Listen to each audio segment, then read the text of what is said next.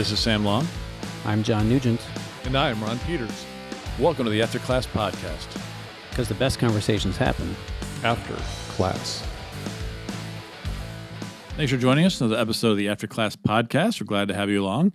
This episode releases on Monday, and which is the first day of our new semester.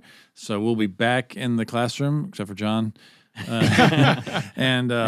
for reminding me. Sorry, I know. I kind of felt bad saying it. Really sorry about that. But all the students are going to be back. In fact, a lot of them are back right now. The lunchroom today was packed solid. And where are we going to put all the students when everybody's here? I don't know. We'll see. Crazy. I don't know. In my office, I guess. Well, we do have the new deck. Looking forward to that. Nice. Yes, that's going to come in clutch. So yes, it's going to be exciting. A new semester is always exciting. I'm back in the saddle after a semester off, so that'll be fun. Welcome back.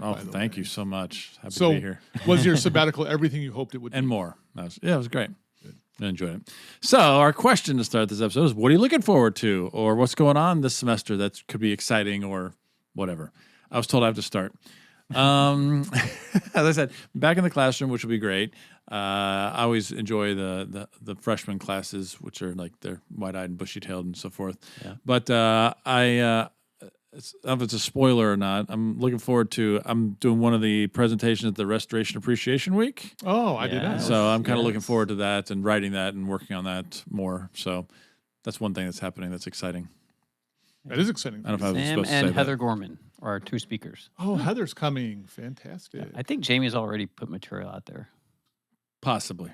Yeah. Or he asked for the material like weeks ago. So. Yeah. I don't remember seeing anything, but I miss that stuff all the time. That'll be fun. So that's one thing for me, in addition to like all the other school stuff that happens, beating down students at ping pong and such. Right. I always look forward to my classes. It's good to get a fresh start this year. I haven't taught in the fall in over a year because of my sabbatical, so it's nice to jump back into it. So I'm looking forward to all my classes and seeing the new students. One thing I'm kind of excited about is what we were talking about before we hit record. The studio is really coming together, and so like I've got all the sound panels up and things of that nature. Looks great. Thank you. I really appreciate it. I hope the sound quality has improved. We'll have to see if people actually notice a difference.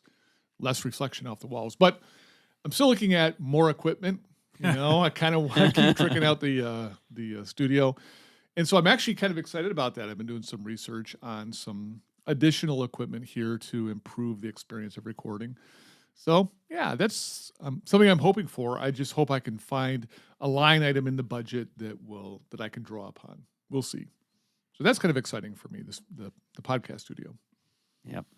And the reason why I'm the only one not returned to the classroom is because I'm not teaching the undergrad program anymore, and my graduate courses don't start until November. So I'm still teaching, just not starting next week, which is actually pretty great timing because this fall there's something really important for me to look forward to and to invest a lot of time doing.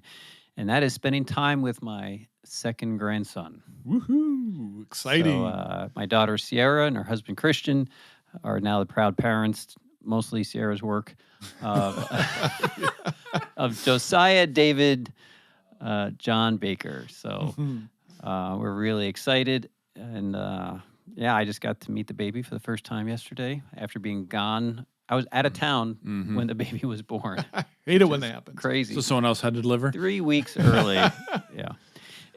Truth be told, they weren't going to let me in the room during delivery anyway. That sounds right.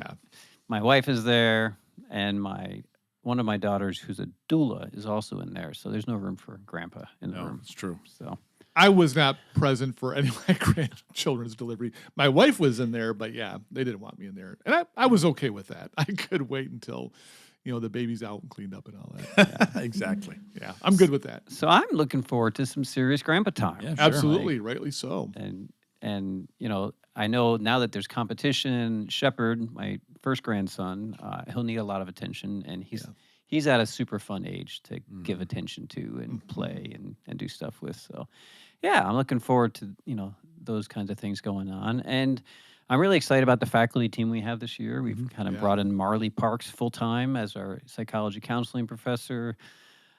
Alicia Paddock is our new registrar, which is freeing Esther up to do music full-time. And, we have just a lot of energy, a lot of people on our team, and no sabbaticals. So we're like fully staffed, Right. and staffed better than we have been. And so I'm super excited for just to see what this team does. And our enrollment is crazy large this year. Yeah, It's been that's a fantastic. significant increase, and just a lot of energy. Yep. There is. So. And I like having another New Testament person. I can't remember if we talked about this in a previous episode or not, but Alicia's got a PhD in New Testament, and so I finally have a colleague. a new We don't count, John. I was going to say, None I taken. should qualify Yeah. that, Yeah. a New Testament should. colleague. Yeah. Yeah, I should have Finally, made that a somebody little likes and is happy to talk to. Okay, well, fine. bit. Yeah. Yeah. So we are wrapping up our series Woo! on how Christians, Finally. from a biblical perspective, ought to relate to the governing authorities. And we've covered a lot of ground. Say And that. I think we've reached some preliminary conclusions in the previous episode. At least we talked about various passages that tell us how to relate to the governing authorities. Like, you still have to honor them. Yeah. And you should probably, follow the laws or submit to them, Be a law-abiding citizen. and you should pray for them. And so there's this posture of respect that really comes out of the New Testament, but not respect as if they're good people who always do good things and have earned our respect. It's not that kind of respect. Yeah. It's like they have a responsibility. They answer to God. They have a function in this world, in God's economy. That we've seen that theme throughout the Bible. And despite the fact that they don't deserve our respect, we ought to honor them. It's an instrument that's used by God to help maintain peace and order, at least some semblance of it, in this broken, fallen, violent world.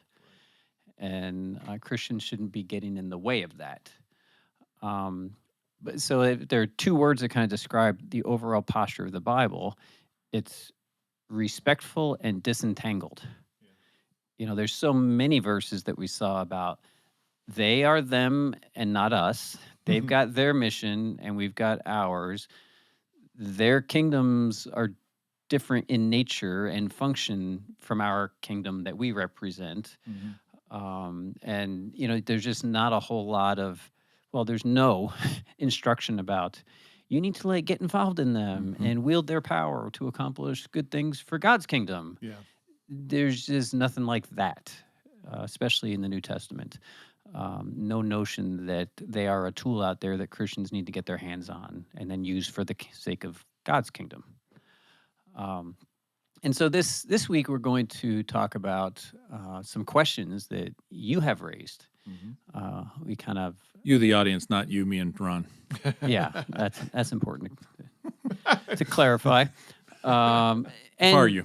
And the first question kind of piggybacks off of what I was just saying about nothing in the Bible that really encourages Christians to be involved among the governing authorities, using them for kingdom purposes, because there appear to be some stories in the Bible where an Israelite who's in direct relationship with God is in fact functioning as one of the powers in the world. And how does that square with this notion of respectful disentanglement? And so just a few examples of that. I just want to throw it out. We had a listener, his name's Hunter, who actually sent a question specifically about this. It was over a month ago, and so I want to let Hunter know, hey, we're getting around to your question. It just took us a little while to get to that point. But, appreciate you throwing it out there because it aligns with what John was talking about. And so we appreciate our listeners giving us questions, even if it takes us forever to get to them. And I've had a couple of conversations with people in person who have asked the same question. So lots of people have it. So examples like Joseph was second in command in Egypt, wielding the resources of the Pharaoh. Moses also was, someone who rose into a prominent position in Egypt and ends up, being sent by God to have conversation with the Pharaoh to accomplish things for God's people. Daniel and his friends. Daniel made it to second in command, and his friends had positions as officials in the Persian Empire.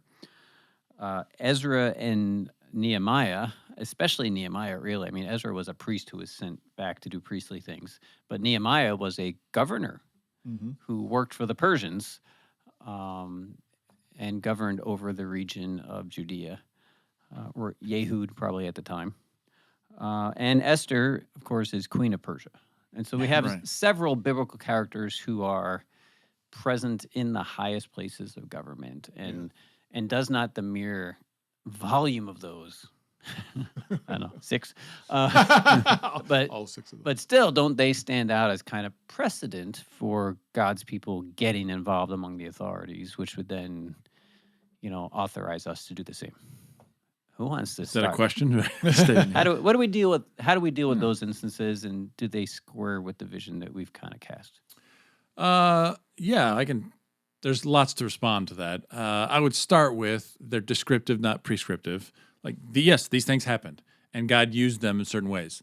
That's not the same thing as saying, be like Daniel, be like Joseph, right? The Bible doesn't say it in that way. So I would start with that, saying it happened.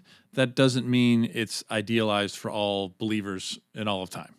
So I start with that. But they're also, they were very unique circumstances. Joseph, it's not he went to Egypt, was like, hey, I need to figure out how I can become second in command. Yeah. How that happened was completely providential by God, getting him in that place so that certain things can happen, including saving the people from famine. Moses was put in that position and all that to orchestrate the salvation of the Hebrews from Egypt. These things are very unique, a point in time for God to enact some salvific action, right? That's not the same thing as I should run for office so I can be the next Moses, right? Those aren't the same thing. And so, yes, they were part of the government machine, but many times it was not their choice, and many times it was God pushing that forward for his own ends, as opposed to, the personal ends of the person being involved. Yeah, and I see that same thing playing out there. Joseph, he ends up in prison. He's sold into Egypt as a slave, ends up in prison, and everything about his circumstances had nothing to do with his own plans to rise up. And it was really God saying, I need to take care of my people, and I need a position or a person in a certain position to make sure that happens. And so it really does seem like an outlier. Moses is just an accident of birth. That he's floating down the river, and daughter of the Pharaoh says, hey, I'm going to pull this guy out. But in the end, he ends up being completely opposed to the leaders in Egypt. And his relationship with the governing authorities is really, really bad. He doesn't embrace his role as a prince of Egypt, to quote the movie title from way back in the day, but as really an outcast. The same with Daniel and his buddies. They're slaves. They've been hauled off from Jerusalem into captivity and forced to serve in the government. And one of the big things with the story of Daniel is all the challenges that brought with it. And they're like, you want us to eat certain foods, we won't do it. They keep pushing back on all the things that the government wants them to do. They end up in hostile relationships, being thrown in the fiery furnace, or Daniel thrown in the lion's den. It's not a smooth relationship. Their commitment to God puts them in opposition to the responsibilities that they didn't even choose to have. And even Esther, she's like, I don't want to be queen, but I don't really have a choice.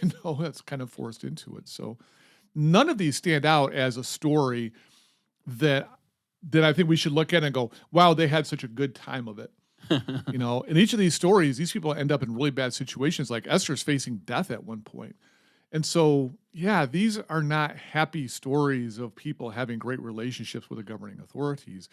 It's about survival in a situation you didn't ask for, you didn't really want to be in. And how do I honor God in this situation? Which, like I already said, is usually going to put you in opposition to the powers. And so, yeah, we shouldn't see these as an endorsement of that relationship. Yeah. And, I think I would separate Nehemiah from the pack. I was actually thinking the same thing. He's kind of the outlier. Yeah, he's an outlier because he kind of wanted to go help his people out. I mean, he was in a, he was kind of like Daniel and friends, where he's in a position of power in exile because his capital city was ravaged. Pregnant women were ripped open, babies were dashed on the rocks. This was a terrible thing what Babylon did, and hauled them away into exile. Mm-hmm. Like you were saying, Ron, they didn't want to do this for a living. They didn't say, I just want to make Babylon a better place. And if I got into power, I could do that. No, they were hauled away to serve. And Nehemiah also, like that was a product of exile. And what he wanted more than anything was for the Israelite people back home to have some shred of dignity restored to them. So he wasn't really altruistic in wanting to like rise to power to make the world better. He had a selfish interest in the Israelite people Yeah. and their well-being, and he was sent specifically to help them get their act together, to get them some protection around their walls and to get some reforms going on that would help the people align with Ezra's mission as priest, which was to order the life of God's people according to God's law. So Nehemiah is kind of an outlier. He did want to go home. Yeah. He didn't want to go to serve the king. He wanted to like, I already work for the king against my will, but at least let me use my position to help my own people. Right. And so I don't think he's really a model for what people want to do today, get into power so they can exercise influence over non-believers. Right. That wasn't really his thing. But everyone else, their position, again, they used to serve the interests of God's people in particular. Yeah. And they got there through no effort of their own. Like Sam said, it was divine providence. But I would add just one more kind of dimension to it. These people that God, from his people that he put in positions of secular power, they spared God's people from the threat of annihilation. Like Good point. the Israelites were going to waste away and die in Egypt. Like all male children were immediately killed. Yeah. Like it was to save Israel from genocide in Egypt. That was Moses' thing. So it was to save God's people and from extinction. You think about Daniel and the edicts that were put out there. If you don't bow to this statue, well, you know, there's the death penalty. You know, several of the edicts that he helped overturn were ones that would, if Israelites kept Torah, would have led them, again, to extinction. Esther, again, the edict, the unchangeable edict that Haman and his henchmen can go throughout the empire and kill all Jews. Like so, these are all situations. Joseph, they were going to die in a famine. Yep. The whole land was going to die in a famine, especially God's people. And there's only 70 of them there, and they're trapped where there's no water. And God uses him to preserve the existence of the entirety of the Israelite peoplehood. And so all of these are cases of God doing something extraordinary, entangling his people with those with whom they would ordinarily not be entangled or even want to be entangled, so that he can preserve the people that were central to salvation history. So that is just not in any way precedent for what people who want to run for Congress or become governor, to run the authority to make different parts of the nation of America stronger. Yeah. And I think that's such an important point to put out there, because I know a lot of Christians, they want to Christianize non-believers through, the power of the law and all of those kinds of things. And my response is the only hope the world has is to embrace the kingdom, to embrace Jesus as their king and to become kingdom citizens. And from that point on, we can be having a conversation about how things can look better. But for those who reject Jesus as their king, I don't see any scriptural mandate for us to force them to use the power of the law or whatever to try to force people to adhere to a kingdom ethic or a kingdom principle. And so our mission is to get them to embrace Jesus and to embrace the kingdom and become those citizens.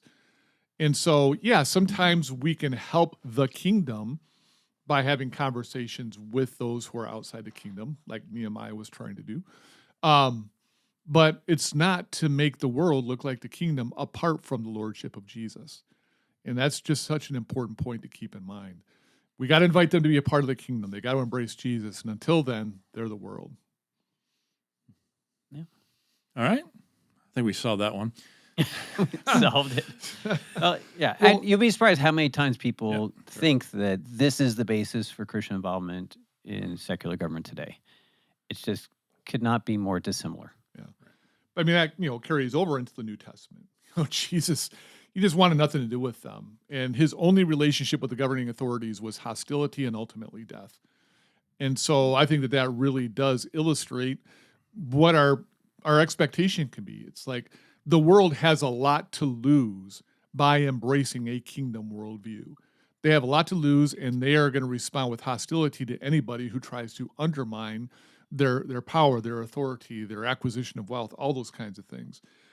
And so Jesus becomes an example of not just, hey, this is what happened to me, but hey, if you're going to be my follower, you got to take up your cross. I mean, you're going to be met with hostility. And so, yeah, that's going to be the example. Jesus is no different than the Old Testament, heroes in his relationship with the governing authorities. All right, next question. Oh boy, how do I get started with this one? Is there a place for preachers and elders to speak about political issues from the pulpit or in more formal teaching settings? So in other words, like should preachers be talking about these things? And by these things, it's a big, what are we talking about here, right? Should politics be discussed from the pulpit? It's fascinating because there's the separation of church and state is a big deal these days, and so this is an aside.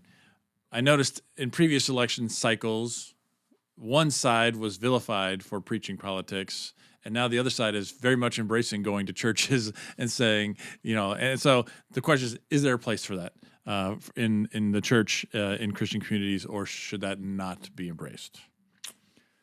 I think that in part you do see that in the way that the tax code is set up, that churches are tax exempt. Because the understanding is that churches are supposed to be apolitical, at least in a formal sense. So this is a little bit outside the answer to the question, but I think it represents a view of the function of the church that we are not supposed to be partisan, that at least here in America, that was the ideal. Now, whether that ideal is actually playing out in congregations is a different story, but there was at least a sense at some point, I don't know when this was like put into the tax code, I'd have to dig into the history of it, at least in America, that was the understanding. Churches are not designed, it's not part of God's kingdom to endorse parties and candidates and things like that. So, if your church is living on that tax exempt status, well, that helps you to understand that even in America, there was a view of the church that, at least ideally, held to that view. Yeah, and to me, I'd want to kind of really get specific about what's being asked here. Correct. Like, it's one thing, like Ron was just talking about, to talk from the pulpit about there's an election coming up. Here are the 10 reasons why you should all be voting for candidate A. That's one thing. Like that kind of nonsense, it's hard to make a biblical case for it. Yeah, the church is not a shill for a candidate. That's not how it works. Right. But I think there should be a place from the pulpit and from in the Bible study or elders and disciple makers within the church to talk about politics. But the talk about politics should probably be along the lines with the kind of thing we've been talking about, in this episode. Like, there is a political vision for the church. Like, God's kingdom is a social political reality. It cares about things like economics. And so Christians should be caring about all the ideas that politicians say they're trying to help with. But from the base of content-wise being God's word. What is God's vision for this? What is the unique witness God's people should have in social political times like these? So yes, we talk about politics. Our leaders should talk about politics. We shouldn't just be quiet and let the news stations or the candidates on their campaigns set the tone of the conversation. We need to have conversations about these things from a particularly Christian perspective. But it's not going to be about the details of how to run the world's kingdoms, but more of like, what is God calling his people to do in their life together and the spheres of influence that they already find themselves in? How might they be a witness to God's kingdom? Yeah. I wonder if you can tell me if this is not tracked, but like maybe the separation out is we should talk about issues, like in the sense of like this is happening in our society, as opposed to the inner workings of it, right? So like, hey, we see in our community, like there's a homelessness problem. Let's talk about what that looks like, as opposed to we need to vote for this guy because he says he's going to fix it. Right? Those are two different Yeah. things. Yeah. And I think maybe that's the distinction we're talking about. Like, we don't just act like things don't exist in the world and that they shouldn't be talked about. In fact, I think that's why I think churches go wrong. They don't talk about some of these things because it's a hands-off. But like, no, let's embrace these things and say, what can we as a church do, which has nothing to do with voting, right? And so I think that's a good way of approaching it. And I think the reason why a lot of Christians don't talk about it is because when they talk about it, they start talking about the way the world talks about it, in terms of candidates, in terms of policies, in terms of laws and code in the secular sphere. And then that, of course, naturally leads to division. Right. And so then they learn just not to talk about it. Yeah. Right. And so it doesn't get talked about it because they only know how to talk about it in unbelieving terms, which always bears terrible fruit. Yeah. Yes.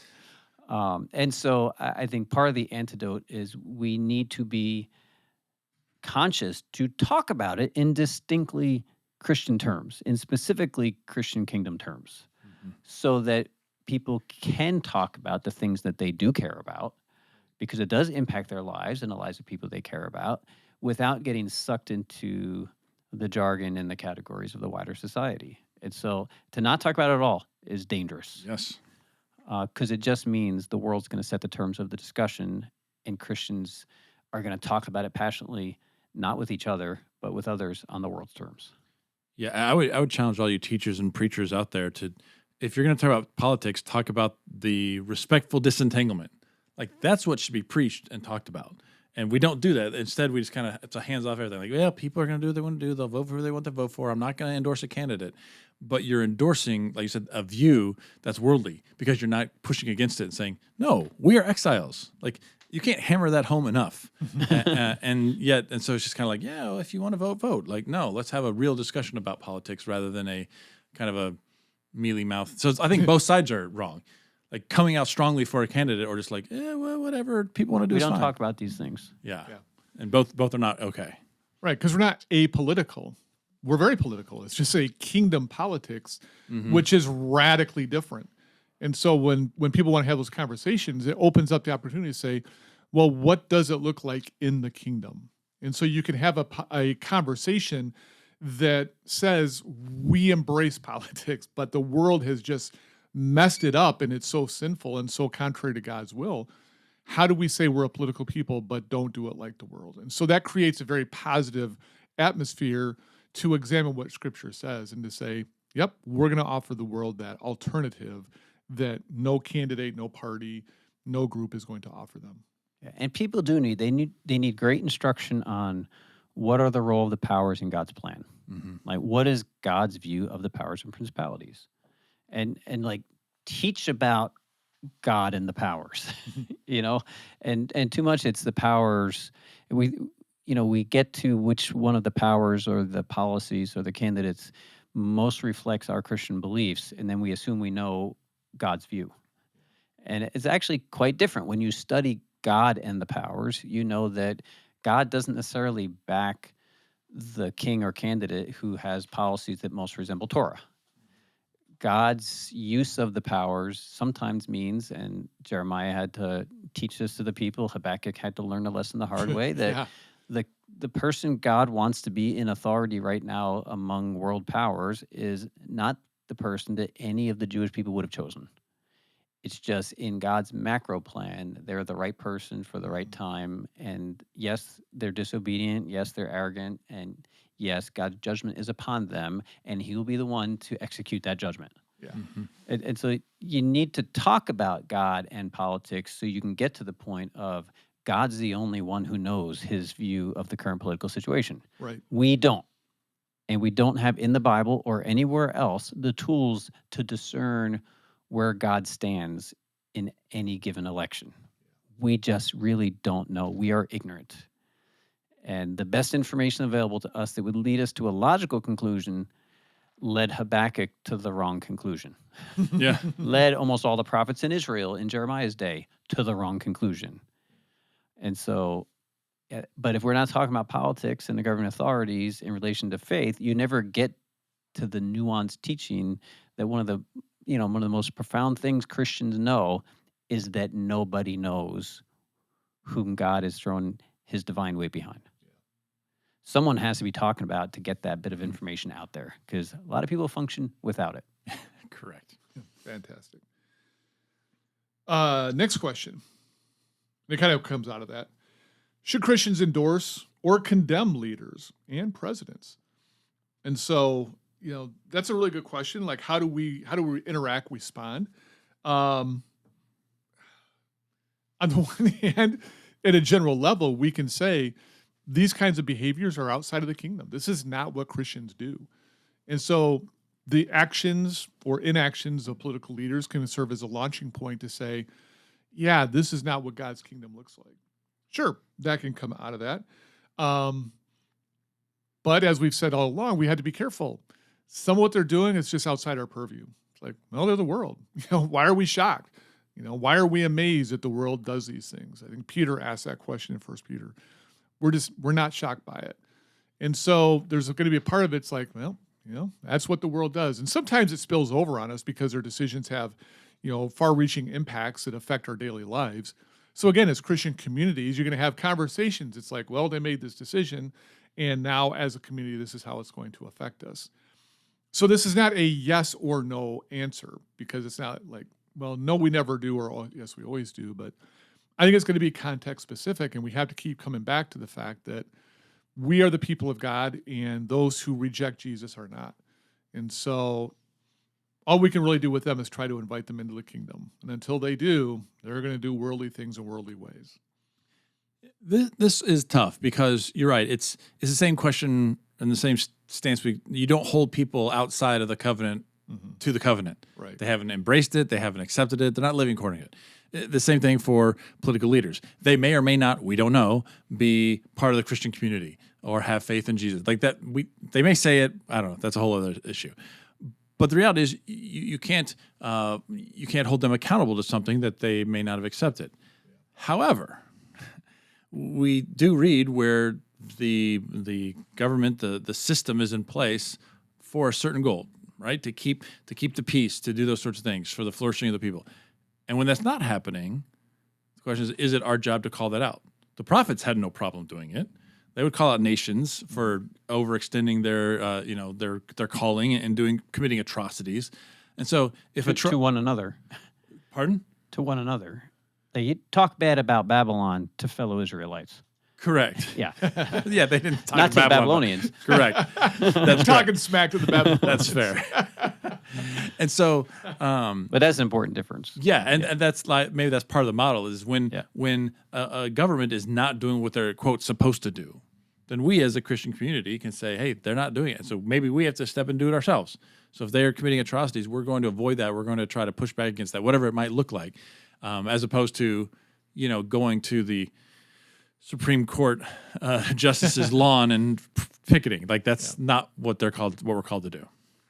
Yeah. I know that there are going to be a lot of Christians out there because even since we began this series, I've had some interesting conversations where they're going to point to certain situations. Like for many pro-lifers, it's like we're out there trying to save lives. Like babies are dying in the womb, and we're out there trying to save their lives.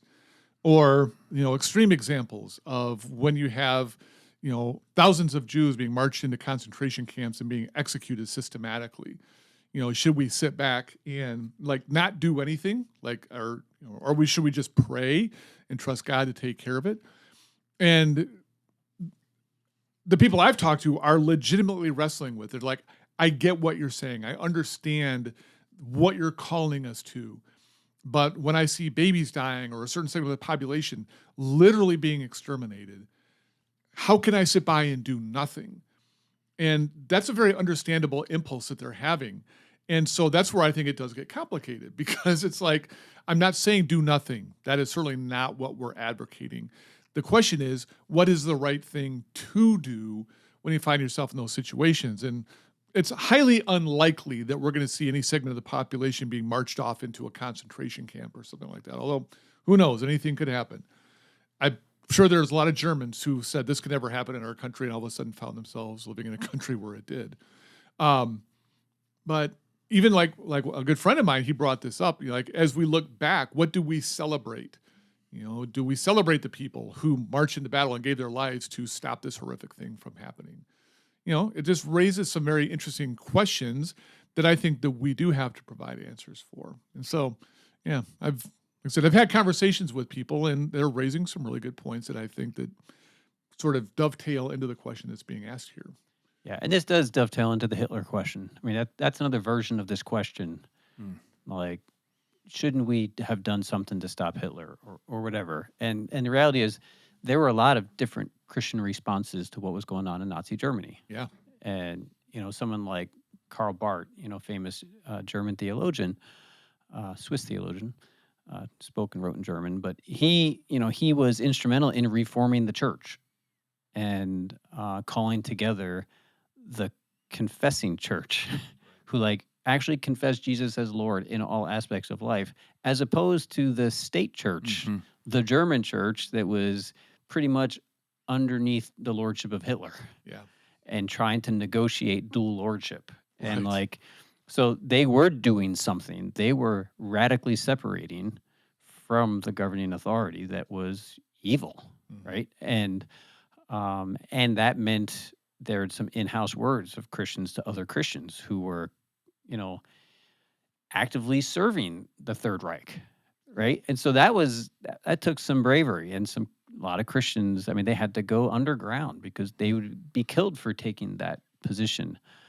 People often hold up, Bonhoeffer for getting involved in he's the big one, the plot to assassinate Hitler. And what people don't realize when they cite that example is that we actually don't have evidence that Bonhoeffer was involved in the plot to assassinate Hitler. But there's a movie. And there's many movie. movies. The main thing Bonhoeffer did was used his position in an organization to help communicate from organization to organize safe passage of Jews based on their knowledge of where the German army is and things like using intelligence to save people who were being hauled away into the concentration camps. That's creative. Christians creatively using the positions they find themselves to provide safety for those who were being slaughtered. Yeah. Right. And of course you have, the situations of Christians and Jews and Germans who were harboring Jews in their homes, in their attics and basements. There are lots of things to do. Yeah. Right. And so the answer is not infiltrate, Hitler's government and take him down or change the laws or whatever. It was think creatively like kingdom ambassadors and do things that serve God's kingdom. Yeah. And trust that God is going to take care of doing what God does, which is arrogant, boastful, dangerous, violent rulers he takes care of using other powers and principalities. And which is why Bonhoeffer can never be a good example, because if he was involved in the plot to assassinate Hitler, it failed. Yeah. And if God was behind what Bonhoeffer did, if God called him to do that so he could take out Hitler, guess what? He would have done it. God doesn't fail. Yeah. And so if God was using Bonhoeffer, God failed using Bonhoeffer. So it was a bad strategy on God's part, or misguided notion, sense of calling on Bonhoeffer's part. But that didn't succeed. He got arrested, thrown in jail, and killed. And the church lost one of its most brilliant young theologians. How do you use that as a success story? Which of the Old Testament kings was it Josiah? Really great king. Pharaoh, the incident with Necho, yeah. Yeah, tried to get involved in something he shouldn't have and ended up dead. It's like, you were doing such a great job. Why did you make that choice? You got involved. Mind your business. Yeah. And it sounds very sort of Bonhoeffer-esque, if assuming that's what happened with Bonhoeffer. And you're right, there's still a lot of debate as to what his role was or what his commitments were. But just for the sake of argument, if Bonhoeffer capitulated to that, it almost sounds like a Josiah moment where you were doing a great job, but you made a bad decision, and that decision came back to haunt you. Yeah. And what did succeed at bringing down Hitler was a bunch of nations, other powers and principalities organized together and brought him down. Yeah. And, the empire crumbled and then had to be reassembled again. Yeah. That's the plan that succeeded, which is exactly how Isaiah and other prophets of the Old Testament talk about these kings of the nations will be brought down by other kings of other nations. That's how God does it. Yep. So he didn't do it through Bonhoeffer. Sorry. Yeah. Well, Assyria punishes Israel, but Assyria gets taken down by Babylon. Who gets taken down? By Persia. Who gets taken down? By Greece. Who gets taken? Like, each of these nations, God uses them, but because they're not like the kingdom, they get too big for their britches, they get too arrogant, all that kind of stuff, and they end up getting taken down. And so it's not like God is going, oh, I wish I had a way to deal with this. If I only had It's a like, Bonhoeffer in there, I could shoot him. yeah, right. Right. That's like, Sorry. it's like the question, like, if you could go back in time, would you kill Hitler? Like that whole, ethical question. But, God does have a plan and he works through those plans. And it's great because it maintains balance and it keeps things from getting too out of whack or whatever. And so great things don't get too bad, but we still have a kingdom vision that we want to offer people that stands outside of that is radically different. Yeah. I also want to add just one bit of dimension to our answer to the original question of, is it ever appropriate to endorse a particular candidate, right? Or like to just outright condemn a particular candidate. There's some collateral damage that happens whenever Christians do that. And that damage needs to be taken seriously. One is that if that candidate happened to be God's tool in this moment, and we just, like Habakkuk, didn't see it, right? Then we were working actively against God. That's one bit of Really good collateral point. damage. Another one is it could pit us against fellow believers. Because if we see the flaw in this candidate and that so much that we feel condemned or compelled to condemn, and others see the good in the candidate, the other side, right? And they feel compelled to endorse, now you have Christians condemning and endorsing simultaneously, which actually just negates each other's voices and makes the church look bad and divided. And so that's a problem, and especially because the unity of the church is supposed to be like, for Jesus, it's his prayer that that's how the world's going to come to know him, is through our unity. I just want to, that point has become so prevalent in the last few election cycles, because for a while it was like, hey, who you vote for is your own business. We don't talk about it in the church. But somehow it's changed. And if you don't vote for this candidate, what kind of a person are you? And we've seen preacher friends who have struggled through that when their congregations find out they voted for the quote wrong person. It's just, it's not okay in the church. It's not. Yeah. And then when we come out hard against one person, others who are on the other side of the political aisle associate Christ with their political enemies. Right. And for them, their political enemies are everything that's wrong with America and bad for the future of the world. And you're like associating Christ's name by making a statement about this as Christians. And so how many people have you guys talked to recently who have like left the church or said, I will never step foot. I had a woman say this in our community. I will never step foot in a Bible study with Christians because you all, and not talking about us as individuals, but American evangelicals or whatever, right? You all put so-and-so in the White House, which is why they won't give a listen to the Bible. And what does the Bible have to do with who's in the White House right now? Nothing. Yeah. Right? And yet Christians felt compelled to endorse publicly. And now, half the country's population is at least negatively disposed toward large swath of the Christian church. Yeah. That's just huge collateral damage. I agree. And to me, that's almost my go-to as to why I don't want to get involved in these things. For that very reason, I don't want my worldly political commitments to undermine my ability to represent the gospel to people. And we've said it so many times. For a lot of people, those commitments are how they bring the gospel. It's like the gospel is intimately tied to that. And I think what we've been trying to show people is like, no, God's kingdom is not connected to those worldly powers. And when I hear a story like that, it just breaks my heart because that is what I do not want to happen. And I don't want my life to be partially responsible for a person getting to that point. Yeah. And, there's a certain vanity to it. Like people feel compelled to make a statement because they want to be seen making a statement. Like there's a huge virtue signal in there, whether it's from the left or the right. Like, I am on the right side of history, that all people who think like me will agree. And me coming out like this will just be really important, like for them thinking I'm a really cool, special person. And maybe because they think I'm a really cool, special person, they'll listen to me when I talk about Jesus, right? But it's like, I want to be seen on the right side of history. I was one of the people who raised my hand first, who went out first, who put out the sign, who put out the Facebook post or whatever. Like, I want to be associated with this messaging. And apparently it's okay to me, though, that the name of Christ is being dragged through the mud as I do that. Like, but my personal standing by associating in a public way is more important than that. Cringy. Yep. There are other collateral damage. Like, if we're supposed to have this priestly status, this neutral status to represent God's kingdom in the midst of a politically polarized world, and we compromise that neutrality by overtly siding or, with one side against the other. That's another thing that's lost. It can be very time consuming if you're going to do it well. Sure. If you're going to do it, you better do it on good information.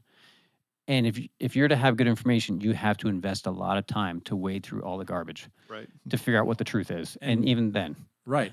Because candidates say what people want to hear, and they may not actually, it doesn't matter. Okay. Okay, go on and on. And the last point is, it makes it difficult for us to honor and pray for our rulers. Yeah. Like, when we expended so much time and energy opposing someone or supporting them, it's really hard when it's time to pray for the one that we've opposed. Right. Or when they do something good, it's hard for us to admit it. Like, we've lost all neutrality by going all in on endorsing or condemning. Then we lose the ability to be neutral. And that's like one of the political advantages the church has today. We can be neutral when everyone else is embroiled in partisanship. Yep. All right, last question. We're a little bit over time, but we have one question left and don't want to spend a whole episode on it. So Gonna maybe go long today. in light of all that, what level of involvement with the governing authorities is appropriate? We can all give like a 1-minute answer. How's that? Okay, I'm going to try first. I don't know why. I would say the level of involvement. Okay, let me preface it. So there's some things you can't get out of. So you pay taxes and you receive a benefit from that, right? And so you can't just say, like, I'm totally disengaged, I'm not going to pay taxes. Well, Jesus said you should. And so that's kind of as a problem. And so there's certain benefits you're going to receive from the government, roads to drive on, Social Security, all those sorts of things, right? That's all bound up in it. That's not the same thing as giving full endorsement of the government or being entangled in it. And so the question is, what's left? And I don't know, but I would say we should make it our goal to seek first God's kingdom and whatever that looks like. And so God's kingdom is not the kingdom of this world. And so for me, I'm a pretty hard liner that it's not voting and not being involved in governmental positions. You can push it further than that if we want to talk about it with like the police force, the military. But those are separate from, in my opinion, what kingdom citizens should be involved with. Yeah, right there with you. Exile, like that's just a term that resonates in my head. We're exiles, we're living in a country that is not our own. And so to view our status from that perspective, and people say, well, you were born a citizen. I'm like, I understand that, but that's still a worldly perspective. I'm going to embrace the kingdom fully in every aspect of my life, and that's what I'm going to endorse. And I can't use the world's tools to advance that. And so if advancing the kingdom through the world's tools is what somebody wants to do, I'm like, it's going to fail. It's just not going to work. And so for us to see ourselves as exiles where we have to do what they say, okay, that's fine. And yes, we pay taxes, we get the benefits, and if they say we have to do it, we do it. And we only resist when it compromises our commitment to God's kingdom. And yes, that sometimes happens, and that's when martyrs become a part of the story. But I'm with you, Sam. I'm like, I only have one kingdom that I care about. I've got a king. He's been on the throne for 2,000 years. People keep trying to dethrone him, and let's see what happens when people do that. I'm going to commit to that king and that kingdom, and that's the only citizenship that really matters to me. Can I add something based on what you said? Yeah. Before John says something. I would say, as exiles, we embrace powerlessness. Amen. And that's a hard thing to do for us as Americans. It's like, we are free. We have all these rights and powers. And we say, I no. got rights. If we really embrace what it means to be an exile, that means you have no say. You can't change things. And that's okay, because we're not trying to. right? And I think that's what we need to get our heads around. Is we're not trying to change from the outside in. We're on the inside of like our little small mustard seed. That's what we're doing. And so yeah, embracing powerlessness would be. And trusting God with that power. Yes, that's right. He's got it under control. Yeah. And in saying that, you're saying worldly power. Yes. Yeah. So you would embrace cruciform cross powerfulness. Correct. That's correct. Which is arguably more powerful. I would agree. Yeah, I think those parameters, I think, are right there with what I would want to say. And I think at the end of the day, I always want to say, because God is wild and uncontrollable and we don't know his mind and he sometimes does exceptional things, I hate to put a line and say this can never be done and then have God call someone to do it. Yeah. But it should be known that if God's calling someone to do it, he's calling them to do something exceptional. Like, well, what you described should be more like the norm. Right. And then if God wants to raise up an Esther and say, go ahead, marry a pagan. That's like, okay, God, God's allowed to be God. But the burden is on you to show that this is God saving his people from extinction. Right.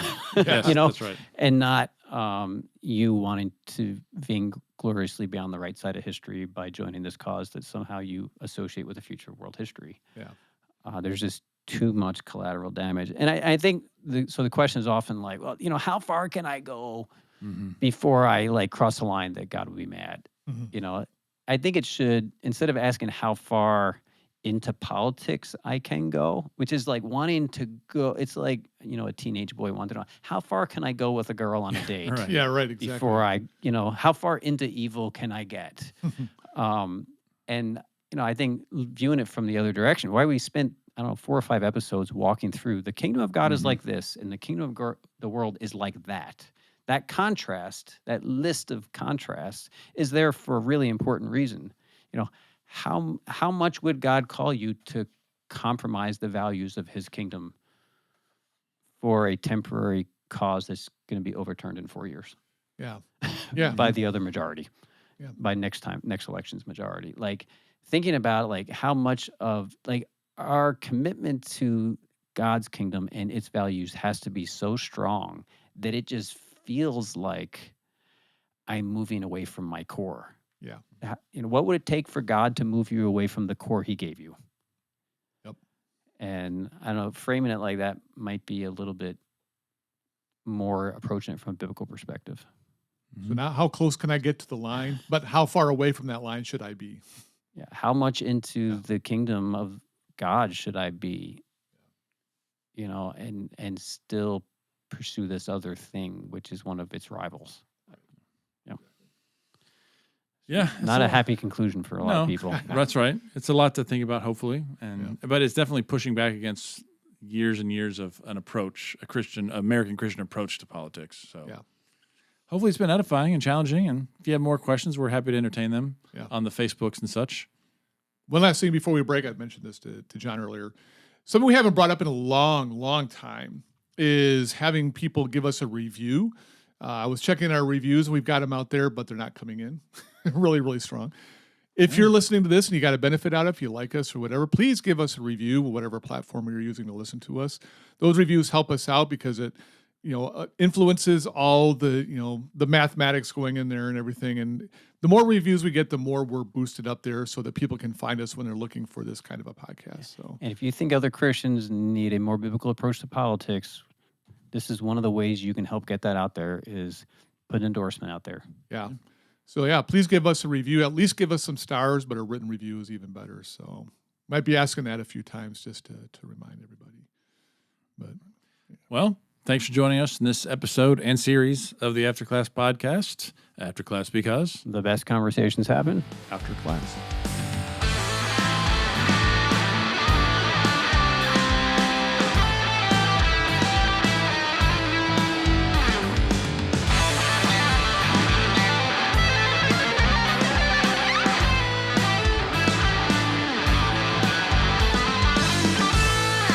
Thank you again for listening to this episode of the After Class Podcast. ACP is hosted by Sam Long, John Nugent, and Ron Peters. Social media pictures and descriptions are provided by Darren Harris. Audio mixing and editing is done by Drew Nyquist. If you've enjoyed this episode of ACP, you might also enjoy GLCC's Master of Arts in Practical Theology degree. In this 36-hour program, you will receive first-rate biblical and theological instruction from John, Ron, Sam, and several of their colleagues at Great Lakes Christian College. To learn more about this program, visit glcc.edu. Get practical and go deep at GLCC.